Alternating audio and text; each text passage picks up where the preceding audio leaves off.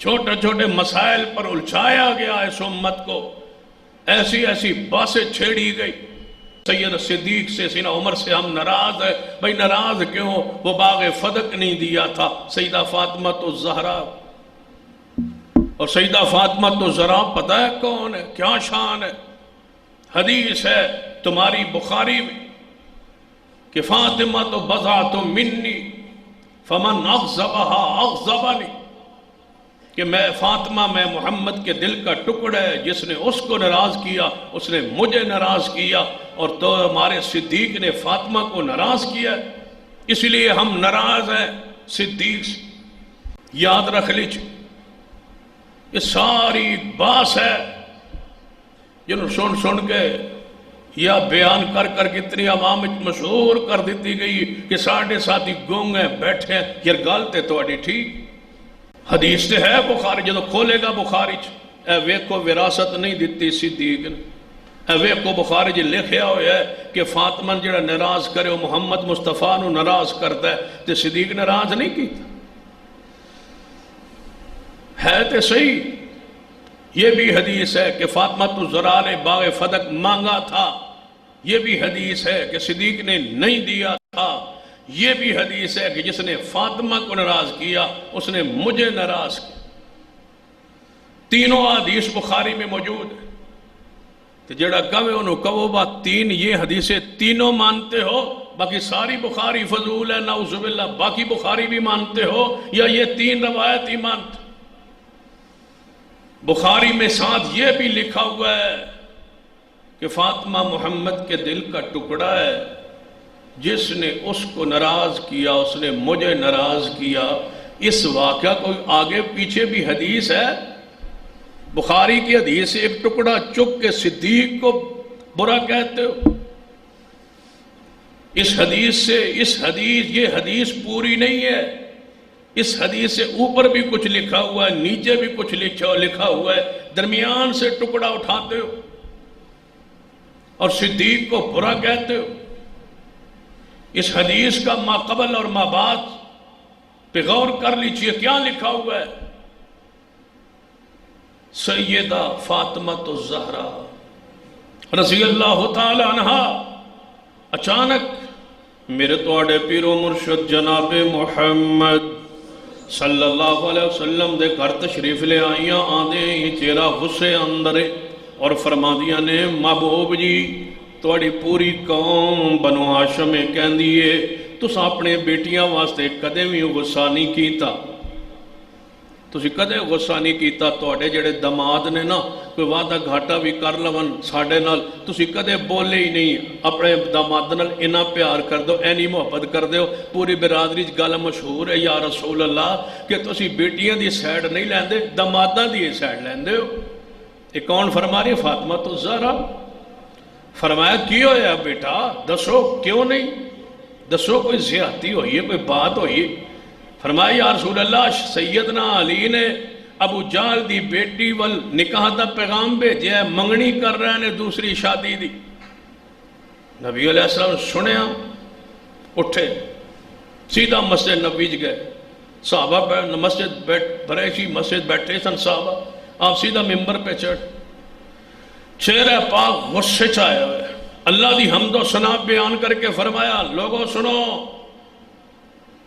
میں سنے میری بیٹی فاطمہ الزہرا نے منو دسے کہ علی نے ابو جہل دی بیٹی نکاح دا پیغام بھیجے، وہ اللہ دا دشمن ہے، میں اللہ دا محبوب ہاں، او دی بیٹی تے میری بیٹی ایک بندے دے گھر نکاح اکٹھیاں نہیں ہو سکدیاں، فاطمہ تو بضعۃ منی فمن اغضبها اغضبنی، فاطمہ محمد دے دل دا ٹکڑا ہے، جیڑا فاطمہ تکلیف دے وے او من تکلیف دیندا ہے۔ علی اگر دوجی شادی کرنا چاہے تو کر لے، لیکن میری بیٹی کو طلاق دے۔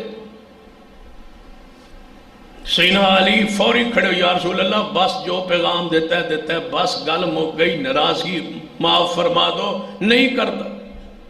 نبی علیہ السلام نیچے اتر آئے، وچوں ٹکڑا چکے ہے کہ جرا فاطمہ ناراض کرے وہ علی ہے، وہ مجھے ناراض کرے۔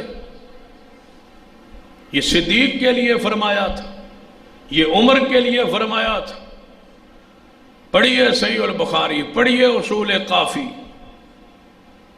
پڑھیے جلالو، یہ صدیق کے لیے فرمایا تھا یا سیدنا علی کے لیے فرمایا تھا؟ اس ٹکڑے سے علی کو تم بچا لیتے ہو، تم علی کے لیے مخلص ہو، علی کو بچایا ہے کہ کوئی نہیں، گھر کا معاملہ تھا، حضرت علی کو حق تھا دوسری شادی کرنے کا، علم بھی نہیں تھا، فاطمہ خود ناراض ہوئی ہے، علی نے ناراض نہیں کیا، اس لیے کہ نیت فاطمہ کو ناراض کرن دی نہیں سی، دوجی شادی دا حق سی، پیغام بھیجیا، پتہ چلیا کہ فاطمہ اس بات پر ناراض ہے تو فیصلہ واپس لے لیا، ناراض کیا نہیں، ناراض ہوئی ہے فاطمہ، اپنی وجہ سے علی کا ارادہ ناراض کرنا دا نہیں سی، لہٰذا فاطمہ کو ناراض کرنا جرم ہے۔ فاطمہ از خود کسی پر غصے میں آ کے ناراض ہو جائے تو یہ اس بندے کا قصور نہیں ہے، اس لیے یہ علی اس حدیث سے مبرہ ہے، بچا ہوا ہے، یہ حدیث قانونی ہے، سیدنا علی کی شان مقام میں کوئی فرق نہیں ہے۔ اب میں کہتا ہوں سیدنا صدیق کے پاس سیدہ فاطمہ تو ذرا آئی کہ باغ فدق ہمارا حق ہے، فرمایا نہیں، نبی پاک فرما گئے ایسا لا نورث کہ ہمارا کوئی وارث انبیاء کا نہیں ہوتا، ما ترکنا صدقۃ، جو ہم چھوڑ جاتے ہیں وہ صدقہ ہوتا ہے۔ حدیث پڑھی فاطمہ تو ذرا خاموش ہو گئی، فاطمہ کو ناراض کرنا مقصود نہیں تھا، حدیث سنائی ہے۔ سیدہ فاطمہ اگر جلال میں آئی ہے تو از خود آئی ہے، از خود ناراض ہونا جرم نہیں ہے، جو جب یہ دوسرے بندے پر کوئی قدغن نہیں ہے۔ جس طرح تم نے علی کو بچا لیا، ہم نے صدیق کو بچا لیا۔ علی اپنی جگہ حق پر ہے، صدیق اپنی جگہ حق پر ہے۔ جس طرح تمہارا دماغ سیدنا علی کے لیے صاف ہے اور ہمارا دل ضمیر بھی صاف ہے، اسی کا واسطہ دیتا ہوں کہ صدیق کو بھی معاف کر دو، صدیق کے لیے بھی وہی تعویل لے آؤ، صدیق کا بھی وہی مقام امت کے سامنے بیان کرو۔ یہ صدیق کے لیے حدیث نہیں تھی، جس کے لیے تھی اس کو بچا لیا ہے، اور جس کے لیے نہیں تھی اس کو پھنسا کے کرنے کی کوشش کر کے برا بھلا کہتے ہو۔ ہم صدیق کے لیے بھی وہی ایمان رکھتے ہیں اور سیدنا علی کے لیے بھی وہی محبت رکھتے ہیں۔ یہ ایمان ہے، یہ عقیدہ ہے۔ اگر بات کھلی ہے تو پھر یہ تو چوتھی حدیث سنائی ہے بخاری کی، پانچویں بھی سن لو۔ سیدنا عمر کا زمانہ خلافت ہے، آئے عباس و علی رضی اللہ تعالیٰ چاچا بھتیجا کہنے لگے ہے عمر، فرمایا بہت جھگڑا کرتے ہو، اختلاف کرتے ہو، صدیق نے، میں تنہوں اللہ دی قسم دینا من دسو کہ کیا یہ حدیث نہیں ہے کہ رسول کی وراثت تقسیم نہیں ہوتی؟ عباس و علی نے فرمایا ہم یہ قسم دیتے ہیں کہ یہ رسول اللہ کی حدیث ہے، یہ بخاری میں لکھا ہوا ہے، یہ کیوں نہیں بیان کرتے؟ پھر سیدنا عمر نے فرمایا اس اللہ کی قسم اٹھا کے کہو جس نے زمین و آسمان پیدا کی ہے، جو صدیق نے فیصلہ کیا تھا وہ ٹھیک نہیں تھا؟